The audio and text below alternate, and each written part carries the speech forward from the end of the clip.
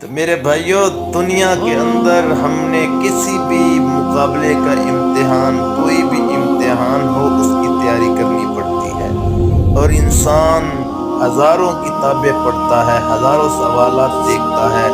ہزاروں طرح کے مضامین پڑھتا ہے اور اپنے امتحان کی تیاری کرتا ہے۔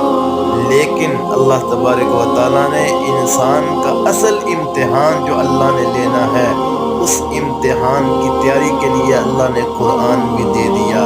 اللہ نے اپنے نبی بھی دے دیے، اللہ نے اپنے ولی بھی دے دیے، صحابہ بھی دے دیے، نمازیں بھی دے دی، روزے بھی دے دیے۔